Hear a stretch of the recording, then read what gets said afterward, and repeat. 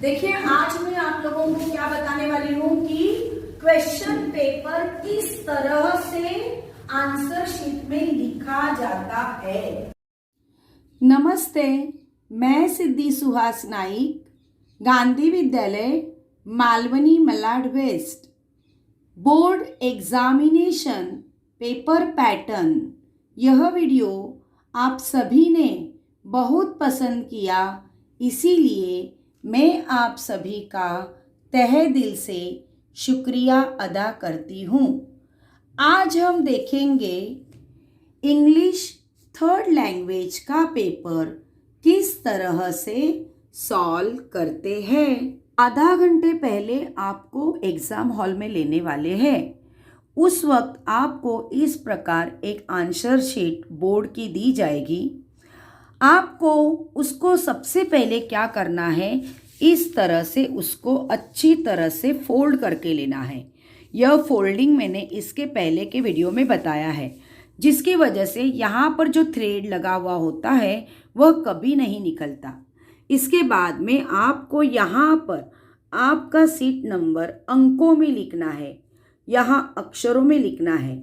यहाँ पर आपको खुद की साइन करनी है, सुपरवाइज़र की साइन यहाँ की जाएगी। आपको हॉल में 3 साइन करनी होती है, एक तो आपके इस आंसर शीट पे, और जो सुपरवाइज़र आपको फॉर्म नंबर 1 और 2 देगा उसके ऊपर 2 साइन, कुल मिलाकर आपको 3 साइन करनी है। यहाँ पर आपको सेंटर नंबर लिखना है। यहाँ आप सब्जेक्ट लिखोगे, यहाँ सब्जेक्ट का जो पेपर नंबर 1, 2 है वह आप लिखोगे। इंग्लिश का पेपर 1, पेपर 2 नहीं होता है, इसलिए मैंने यहाँ पर डैश किया है। यहाँ आपको डेट लिखनी है, और यहाँ आपको मीडियम, आपका लैंग्वेज ऑफ आंसर की जगह पे आपका मीडियम लिखना है। मराठी मीडियम के बच्चे मराठी लिखेंगे, हिंदी मीडियम के बच्चे हिंदी, गुजराती मीडियम के गुजराती और उर्दू मीडियम के उर्दू लिखेंगे। इसके बाद में आपको सुपरवाइज़र आपका बारकोड स्टिकर देंगे। Place the barcode sticker here, इस जगह पर आपको बारकोड स्टिकर आपका चिपकाना है। वह आप किस तरह से चिपकाओगे, देखिए यहाँ पर जो लाइन है डॉट डॉट वाली, और इसमें बारकोड स्टिकर पर जो लाइन है परफेक्ट कट टू कट, यहाँ पर आपको इस तरह से सीधी लाइन आएगी, ऐसे चिपकाना है।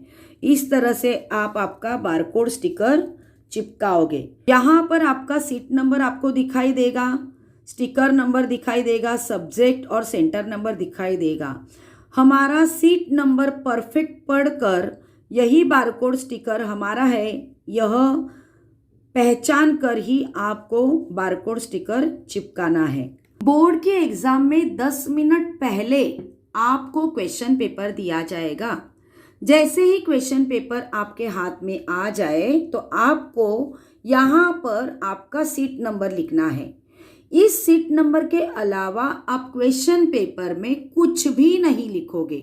अगर वह कुछ लिखा तो आपकी कॉपी समझ ली जाएगी, इसीलिए आपको क्वेश्चन पेपर में कुछ भी नहीं लिखना है। यदि आपने इस पर कुछ याद रखने के लिए टिक मार्क्स किए तो उसको पेंसिल से कीजिए, या पेंसिल से कुछ भी लिखिए और तुरंत ही अपने आंसर पेपर पे लिखने के बाद उसको रफ कर दो, नहीं तो उसको कॉपी समझ ली जाएगी। अब क्वेश्चन पेपर 10 मिनट पहले आपके हाथ में आया है तो आपको तुरंत लिखना शुरू नहीं करना है। 10 मिनट क्वेश्चन पेपर रीडिंग के लिए आपको समय दिया जाता है, तो आपको पेपर को अच्छी तरह से पढ़ना है, और उसके बाद जैसे ही बेल होती है पेपर शुरू करने की, उस वक्त आपको पेपर शुरू करना है।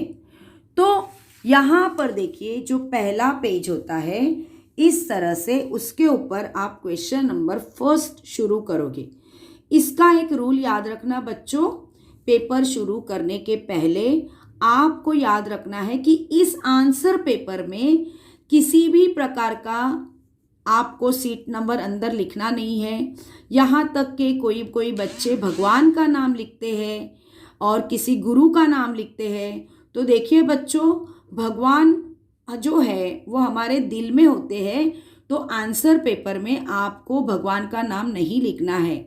हाँ, पेपर शुरू होने के पहले, शुरू करने के पहले आप अपने दिल में अपने भगवान का नामस्मरण कीजिए, पर यहाँ पर किसी भी प्रकार का आंसर के अलावा कुछ भी लिखा नहीं जाएगा।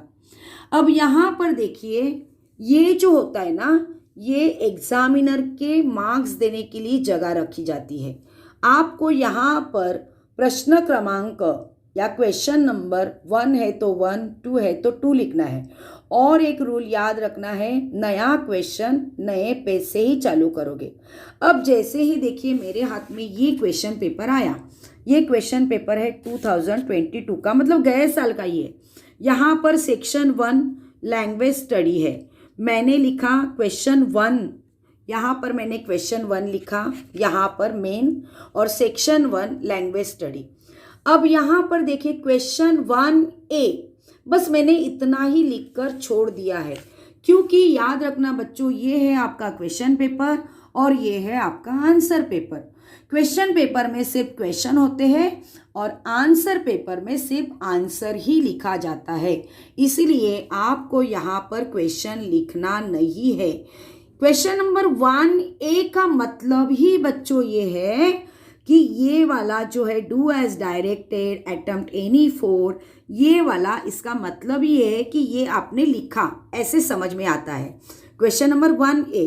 अब क्वेश्चन नंबर 1A में देखिए, यहाँ पर 1A में 1 है, तो ये 1 हमने यहाँ पर लिखा, तो ये सब लिखने की ज़रूरत नहीं है, क्योंकि इसका अर्थ ही है कि ये वाला जो complete the following words by using correct letter, इसका मतलब ही ये है।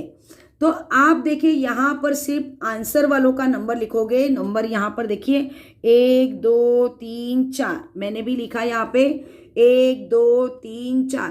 फिल इन द ब्लैंक्स वाले देखिए होते हैं ना, तो अभी यहाँ पर देखिए यंग दिया है, वाई, यहाँ पे यू भरना है आपको। तो यहाँ पर जब फिल इन द ब्लैंक्स की बात आती है तो सिर्फ यहाँ पर यू नहीं लिखना है, फिल इन द ब्लैंक्स वाले सेंटेंस या वर्ड्स आपको पूरे कंप्लीट लिखने हैं आंसर पेपर में। इस बात को आपको ध्यान में रखना है। कोई कोई बच्चे सिर्फ यू, एल, वाई, ओ, जो फिल इन द ब्लैंक्स आपको भरनी है वही लिखते हैं, तो ये गलत है। आपको क्या करना है, पूरे वर्ड्स यहाँ पर लिखने हैं। फिर आएगा क्वेश्चन नंबर 2। अब देखिए क्वेश्चन नंबर 2 में punctuate the following alphabetical order. यहाँ पर आपको क्वेश्चन दिया है, तो आपको क्या करना है, यहाँ पर उसका नंबर 1 2 डालकर पूरा आपको सिर्फ आंसर ही लिखना है। क्वेश्चन नंबर 3 भी देखिए, यहाँ पर पंक्चुएट करने को कहा है, तो मैंने ये क्वेश्चन यहाँ पर नहीं निकाले हैं, तुरंत उसका आंसर यहाँ पर निकाला है। अब यहाँ पर देखिए क्वेश्चन नंबर 4 क्या है कि आपको मिनिमम 3 लेटर वाले 4 शब्द लिखने हैं इस शब्द में से। तो मैंने तुरंत ही 4 शब्द यहाँ पर लिखे हैं, यहाँ पर मैंने क्वेश्चन नहीं लिखा है। इसके बाद में आता है रिलेटेड वर्ड्स लिखने हैं। क्वेश्चन नंबर 5 में आते हैं रिलेटेड वर्ड्स। तो मैंने क्या किया है, देखो इसमें ना देखिए ये हैप्पी लिखा है, मैंने यहाँ पर हैप्पी नहीं लिखा है क्योंकि वो क्वेश्चन पेपर में है, हमें आंसर और भी लिखने हैं। तो मैंने यहाँ पर इस तरह से रिलेटेड वर्ड्स लिखे हैं। इसके बाद का क्वेश्चन है कंप्लीट द वर्ड चेन करना है। वो वर्ब की आएगी, एडवर्ब की आएगी या नाउन की आएगी, ये अच्छी तरह से पढ़कर आपको क्या करना है, यहाँ पर जो वर्ड चेन है वो कंप्लीट करनी है। यहाँ पर मैंने 6 लिखे हैं, आपको यहाँ पर सिर्फ 4 ही लिखने हैं। जब आपके मन में दुविधा हो कि कहीं मेरा ये गलत तो नहीं है या यह गलत तो नहीं है, ऐसा अगर कुछ कंफ्यूज हो जाओगे आप, तो आपको क्या करना है, 4 ही सिर्फ लिखकर नहीं छोड़ने हैं, तो आपको दोनों भी और एक्स्ट्रा लिख दो, ताकि जो सही है उसके आपको मार्क्स मिलने वाले हैं। इसके बाद में आता है क्वेश्चन नंबर 1B आता है। तो यहाँ पर जगह देखिए खाली है, तो मैंने क्या किया, क्वेश्चन नंबर 1B भी इसके नीचे ही लिख दिया। उसमें से देखिए अब यहाँ पर क्वेश्चन नंबर B में 1 वाला मुझे नहीं आया, 1 में का जो A है ना वो मुझे नहीं आया, तो और दिया है या तो ये लिखो या तो ये लिखो।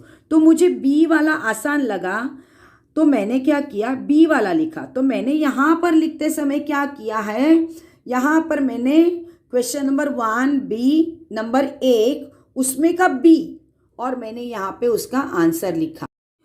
पहले वाले क्वेश्चन का मुझे बी आया पर दूसरे वाले क्वेश्चन का मुझे ए आने वाला है, वह मुझे बहुत आसान लग रहा है। तो मैंने क्या किया, यहाँ पर ए लिखकर मैंने यहाँ पर जवाब लिख दिया। अब मुझे क्वेश्चन नंबर 1 मेरा कंप्लीट हुआ।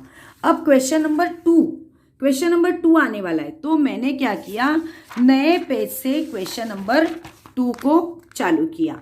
अब वहाँ पर मैंने लिखा ये सेक्शन 2 टेक्सचुअल पैसेज, ऐसे मैंने यहाँ पर हेडिंग लिख दी। इसके बाद में क्वेश्चन नंबर 2A, इसमें देखिए A1 के मैंने आंसर लिखे, फिर A2 के मैंने आंसर लिखे, फिर A3 का मैंने आंसर लिखा। अब यहाँ पर बच्चों याद रखना, इसमें ना इस क्वेश्चन नंबर 2 में देखिए ये मैच द फॉलोइंग जो आता है ना, कि हमें मैच करना है। तो कोई बच्चे क्या करते हैं, ये ऐसे लाइन फिर ये ऐसे लाइन ऐसे जवाब लिखते हैं। तो इसको ऐसा नहीं लिखना है, इसको क्या करना है, आंसर को देखिए इस तरह से आमने सामने आपको आंसर लिखना है। देखिए ये वाला क्वेश्चन है और आपको इस तरह से इसका आंसर लिखना है। इसके बाद में मैंने A4 का यहाँ पर आंसर लिखा है, डायरेक्ट मैंने आंसर लिखा है, किसी भी प्रकार का क्वेश्चन मैंने नहीं लिखा है। इसके बाद में आता है A5 का भी मैंने यहाँ पर आंसर लिखा है। इसके बाद में आता है क्वेश्चन नंबर 2B, तो मैंने इसी के नीचे, क्योंकि क्वेश्चन नंबर 2 ही ये है ना, तो B मैंने यहाँ पर लिखा, उसमें B1 का आंसर लिखा मैंने, B2 का आंसर लिखा, B3 का मैंने आंसर लिखा। इसके बाद में देखिए यहाँ पर B4 का मैंने आंसर लिखा, इसके बाद में B5 का मैंने आंसर लिखा। अब यहाँ पर देखिए पेज जो खाली रहता है, यहाँ पर आपको सीधी ऐसे एक लाइन मार देनी है। आपको क्वेश्चन नंबर 3 यहाँ से नहीं चालू करना है, आपको क्या करना है, क्वेश्चन नंबर 3 यहाँ से नए पेज से नया क्वेश्चन आप चालू करोगे। तो इस प्रकार क्वेश्चन नंबर 3 ये पोएट्री सेक्शन है, तो मैंने यहाँ पर पोएट्री सेक्शन चालू किया है। यहाँ पर ये इसका क्वेश्चन है, ये देखिए क्वेश्चन इस तरह से मैंने यहाँ पर भी A1 मैंने पूरा। अब यहाँ पर देखिए ये फिल इन द ब्लैंक्स जो होते हैं ना, फिल इन द ब्लैंक्स सिर्फ आंसर कभी नहीं लिखोगे, पूरा सेंटेंस को लिखोगे, पूरे सेंटेंस को क्या करोगे आप लिखोगे इस तरह से। अब A2 का आंसर लिखा, फिर A3 का मैंने आंसर लिखा, फिर क्वेश्चन नंबर 3B अब चालू होता है। तो क्वेश्चन नंबर 3B में क्या है, एप्रिसिएशन ऑफ द पोएम है, एप्रिसिएशन ऑफ द पोएम है। देखिए यहाँ पर ये वाली पोएम दी है, यहाँ पर देखिए ये वाली पोएम दी है और फिर इसका एप्रिसिएशन ऑफ द पोएम आपको करना है, जो 5 मार्क्स के लिए आपको दिया जाता है। तो मैंने यहाँ पर question number 3B appreciation of the poem किया है। इसमें इसको अच्छी तरह से देख लीजिए। एप्रिसिएशन ऑफ द पोएम लिखते समय यह जो मार्क्स है ना, ये हमें बहुत आसानी से मिलते हैं। देखिए बच्चों, यहाँ पर जो हमें पोएम दी है उसका यह टाइटल है, बस इस टाइटल के सामने आपने सिर्फ उस टाइटल का मतलब पोएम का नाम भी लिखा ना, तो आपको आधा मार्क्स मिल जाता है। इसके बाद में ये पोएट का नाम है, बस ये पोएट का नाम उठा के यहाँ पे लिख दो तो आपको आधा मार्क्स मिल जाता है। राइमिंग स्कीम देखिए यहाँ पर मैंने पेंसिल से निकाली है, पर बाद में उसको रफ करना है। इस तरह से पेंसिल से निकाल के आप यहाँ पर राइमिंग स्कीम निकालो, आपको 1 मार्क्स मिलते हैं। फिगर ऑफ स्पीच के बारे में मैं क्या बताऊँ आपको, कि अगर आप कुछ भी आपको नहीं आएगा तो एलिट्रेशन, फिगर ऑफ स्पीच अगर आपको नहीं आ रहा है तो यहाँ पर देखिए मैंने लिखा हुआ है फिगर ऑफ स्पीच, एलिट्रेशन मैंने लिखा है। हर एक पोएम में कहीं ना कहीं पे तो एलिट्रेशन फिगर ऑफ स्पीच होता ही है, इसलिए हर पोएम के फिगर ऑफ स्पीच में आप एलिट्रेशन लिख दो ताकि आपको 1 मार्क आसानी से मिल जाए। तो इस तरह से आपको appreciation of the poem complete करना है। इसके बाद में आता है क्वेश्चन नंबर 4। क्वेश्चन नंबर 4 जो होता है वो नॉन टेक्सचुअल पैसेज होता है, जो बाहर का पैसेज आपको दिया जाता है। यहाँ पर देखिए ये क्वेश्चन पेपर में आया है नॉन टेक्सचुअल पैसेज। अब इसके भी देखिए, इसमें भी पहला जो A1 आया है ना, वो फिल इन द ब्लैंक्स वाला आया है। तो आपको क्या करना है, वो पूरा सेंटेंस को आपको लिखना है, पूरे सेंटेंस को लिखोगे आप, ठीक है। तो question number 4 A1 A2 A3 यहाँ मैंने लिखा। अब देखिए यहाँ पर ना मुझे इसके जवाब आए नहीं हैं, तो मैंने क्या किया, इसको लिख कर रखा। अब मुझे जब भी याद आ जाएगा कि इसका जवाब क्या है, कभी कभी नहीं समझता है तो बाद में समझ में आएगा, तो मैं यहाँ पर लिखने वाली, इसलिए मैंने यहाँ पर क्या किया है, जगह छोड़ दी है। अब आगे A4 को मैंने लिखा है, देखिए इस तरह से मैंने A4 को लिखा है। कभी कभी ना बच्चों ऐसा होता है कि क्वेश्चन नंबर 2 वाला हमें पहले आ जाता है, तो क्वेश्चन नंबर 1 वाला अगर बाद में आ जाएगा तो हमें क्या करना है। देखो अगर मैंने इसको पहले लिया, देखिए यहाँ पर एक एग्जाम्पल दूंगी मैं आपको। यहाँ पर देखिए सेकेंड वाला मुझे पहले आया, फिर मैंने क्या किया, सेकंड वाले को पहला तो लिखा, पर यहाँ पर मैंने 1 नंबर नहीं दिया, मैंने उसका जो क्वेश्चन पेपर में नंबर है वही मुझे यहाँ पर देना है। मैंने ये पहला लिखा इसलिए मैंने यहाँ पे पहला नहीं लिखा और इसको दूसरा नहीं किया। ये जो दूसरा था मैंने 2 नंबर डाल के ही मैंने इसको यहाँ पर लिखा है। ये 1 नंबर पे था क्वेश्चन पेपर में, तो 1 नंबर डाल के ही मैंने यहाँ पर लिखा है। तो इस बात को आपको याद रखना है कि क्वेश्चन पेपर का जो नंबर होता है ना, वो आपको सही लिखना है, नहीं तो आंसर सही भी होगा तो वो गलत पकड़ा जाएगा, ठीक है। उसके बाद में A5 मैंने सॉल्व किया, पर्सनल रिस्पॉन्स है इसमें। इसके बाद में क्वेश्चन नंबर 4 B है, समरी राइटिंग है। तो समरी राइटिंग मैंने यहाँ पर ये वाला क्वेश्चन था, जो भी नॉन टेक्सचुअल पैसेज आता है ना बच्चों, वो जो नॉन टेक्सचुअल पैसेज आता है इसी की हमें समरी करने को देती है कि 1/3 में, इन शॉर्ट में उस पैसेज को आपको क्वेश्चन नंबर 4 B में समरी राइटिंग करनी है। इन शॉर्ट में आपको लिखना होता है। समरी राइटिंग लिखते समय एक बात बच्चों हमेशा याद रखना, क्योंकि इसका ना टाइटल लिखना आपको बहुत ही ज़रूरी है, क्योंकि टाइटल को 1 मार्क मिलता है। तो इस तरह से मैंने ये क्वेश्चन नंबर 4 कंप्लीट किया है। अब आएगा क्वेश्चन नंबर 5। उसमें जो A है वो है लेटर राइटिंग। अब इसमें A1 या A2 या तो इनफॉर्मल लेटर लिखना है या फॉर्मल लेटर लिखना है। मुझे यहाँ पर फॉर्मल लेटर ज़्यादा आसान लगा, तो मैंने यहाँ पर क्वेश्चन नंबर 5 A, तो मैंने A2 लिखा। A1 इनफॉर्मल लेटर मुझे आसान नहीं लगा, मुझे A2 फॉर्मल लेटर आसान लगा, तो मैंने यहाँ पर A2 लिखा और मैंने यहाँ पर क्या किया, इस तरह से फॉर्मल लेटर लिखना चालू किया। अब आगे देखिए, यहाँ पर देखिए, यहाँ पर जगह नहीं थी, तो मैंने यहाँ पर इस लेटर को मैंने क्या किया है, कंप्लीट किया है। अब क्वेश्चन नंबर B में क्या आता है, या तो B1 लिखना है या तो B2 लिखना है। यहाँ पर देखिए क्वेश्चन नंबर 5 B1 है डायलॉग राइटिंग। तो मुझे ना हमेशा डायलॉग राइटिंग बहुत आसान लगती है। डायलॉग राइटिंग में A वाला होता है कि आपको ये 4 सेंटेंस जंबल करके दिए हैं, मतलब आगे पीछे करके दिए हैं, आपको उसको सीधा करके लिखना है।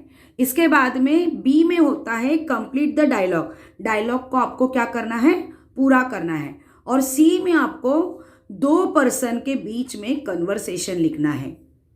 ये यहाँ पर डायलॉग राइटिंग मैंने चालू कर दिया। B1 में A है, B है और C है। अब यहाँ पर तो थोड़ा सा बड़ा वाला कन्वर्सेशन लिखना है, तो ये यहाँ तक एंड हो जाता है आपका। देखिए ये क्वेश्चन यहाँ पर है और ये यहाँ पर ऐसे क्वेश्चन है। इसको मैंने क्वेश्चन नंबर 5 को यहाँ पर कंप्लीट किया। अब सेक्शन नंबर 5 में ना क्वेश्चन नंबर 5 और क्वेश्चन नंबर 6 आता है। अब क्वेश्चन नंबर 6 में क्या आता है कि आपको इन्फॉर्मेशन ट्रांसफ़र करनी है। इन्फॉर्मेशन ट्रांसफ़र करनी है, माहिती को हमको ट्रांसफ़र करना है। इसमें 2 आते हैं। A1 में आता है नॉन वर्बल टू वर्बल आता है और A2 में आता है verbal to non verbal. A1 non verbal to verbal लिखना होता है। अब इसमें देखिए क्या होता है कि इस प्रकार के चार्ट दिए जाते हैं या ऐसे कोई वेब्स दिए जाते हैं, या तो डायग्राम दिया जाता है, फिर हमें इसका क्या करना है कि पैसेज तैयार करना है आपको। पर मुझे ना हमेशा हार्ड लगता है। मैं हमेशा क्या करती हूँ कि जो पैसेज है ना, कोई भी पैसेज देते हैं, मतलब वो क्या होता है कि वर्बल टू नॉन वर्बल करना है, कि हमें कोई पैसेज दिया जाता है और उस पैसेज के ऊपर से हमें नॉन वर्बल करना होता है। तो इस प्रकार ट्री डायग्राम बनाना है, टेबल चार्ट बनाना है, पाई चार्ट बनाना है, मैप या वेब बनाना है, इसमें आपको क्या करना पड़ता है, कन्वर्ट करना पड़ता है। तो ये मुझे बहुत आसान जाता है। अब देखिए आज के पेपर में क्या आया है, आज के इस पेपर में आया है डूज और डोंट्स।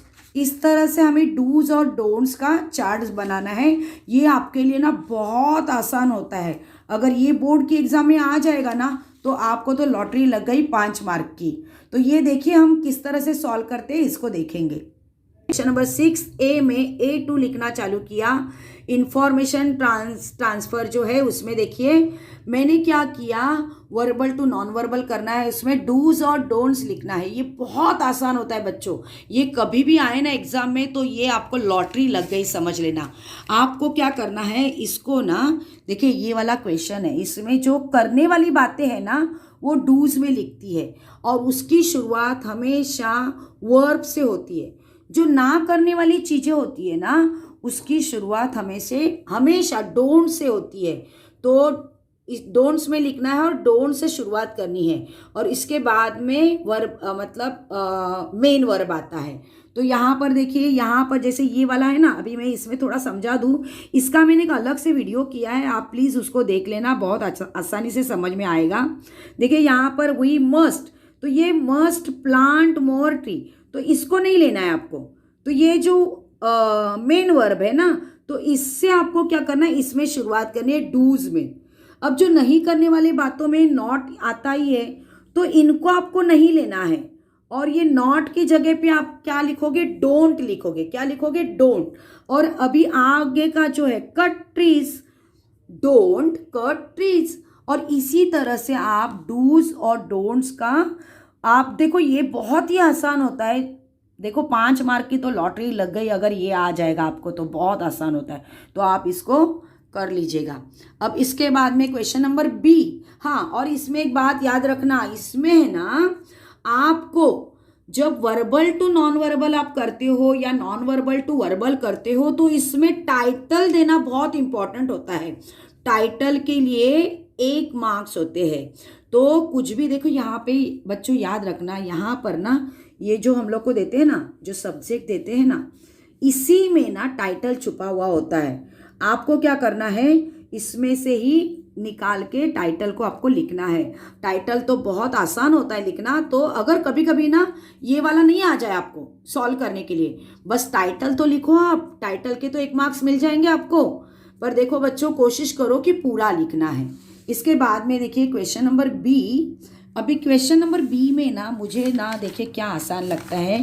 क्वेश्चन नंबर 6 में जो B है ना, यहाँ पे होता है expand the theme. Expand theme हमेशा Marathi medium, Gujarati medium, Hindi medium के बच्चों को थोड़ा हार्ड जाता है।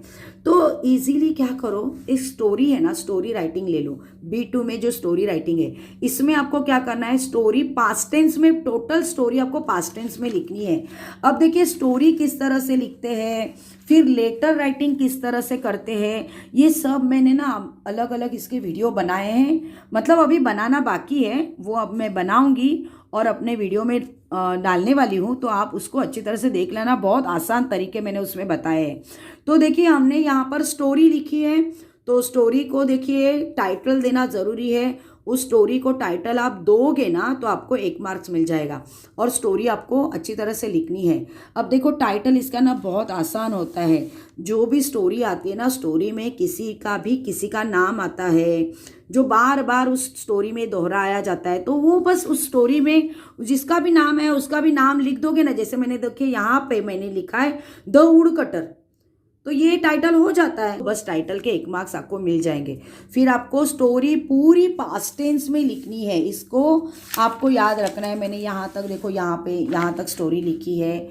फिर इतना ही नहीं तो मैंने बाद में लास्ट में उसका मोरल भी लिखा है। तो इस तरह से मैं क्या करूँगी, स्टोरी को कंप्लीट करूँगी। अब अंत वाला पेपर क्वेश्चन है क्वेश्चन नंबर 7 जो ट्रांसलेशन के लिए होता है, इसमें से पूरा भाषांतर होता है।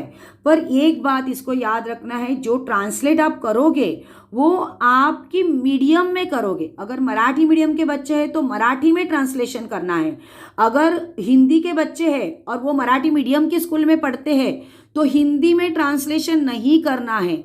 मराठी मीडियम है तो मराठी में ही यहाँ पर ट्रांसलेशन आपका करना पड़ेगा। आपको जो 5 मार्क्स के लिए आता है उसमें जो पहला वाला होता है ना, जो शब्द, कुछ शब्द दिए जाते हैं, तो आपको क्या करना है, उस शब्दों का भी यहाँ पर देखिए 4 ही शब्द उन्होंने बोले हैं कि करने के लिए। अभी मैंने यहाँ पर देखो सबके सब किए, क्योंकि क्या हुआ, जब यहाँ पर मैंने ये जो गार्डन है ना, गार्डन का मैंने यहाँ पे बगीचा ऐसा लिखा तो मैं थोड़ा कंफ्यूज हो गई कि ये वाला पहिला वेलांटी आएगी या दुसरी वेलांटी येणार।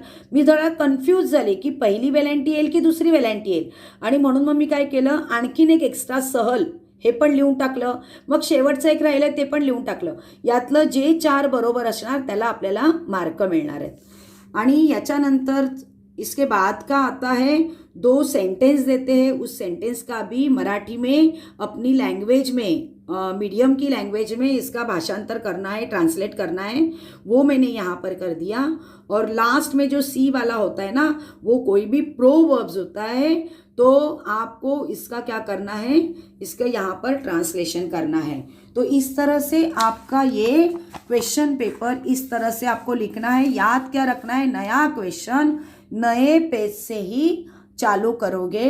और ना एक बात बच्चों याद रखना, हैंडराइटिंग ना थोड़ी अच्छी निकालो, क्योंकि हैंडराइटिंग को देख कर ना बोर्ड के जो एग्जामिनर होते हैं वो भी खुश हो जाते हैं, वाह क्या हैंडराइटिंग है। और अच्छा ठीक ढंग से आपको इसको पूरा पेपर को लिखना है। अगर आपके पास समय है तो आपको यहाँ पर पेंसिल से लाइन करनी है। और हाँ, एक बात क्या करनी है, जितने भी पेज खाली पड़े हैं उसमें इस तरह से लाइन करना ना भूले। और आपको एक बात याद बता दूं आपको कि अगर आपने इसमें सप्लीमेंट ली है तो यहाँ पर देखें, अभी मैंने ये पेपर में सप्लीमेंट नहीं ली, तो लास्ट में हमें ना लास्ट के 10 मिनट बचते हैं तो यहाँ पर लिखना है। मैंने अभी सप्लीमेंट नहीं ली तो मैं लिखूंगी 1 + 0 = 1।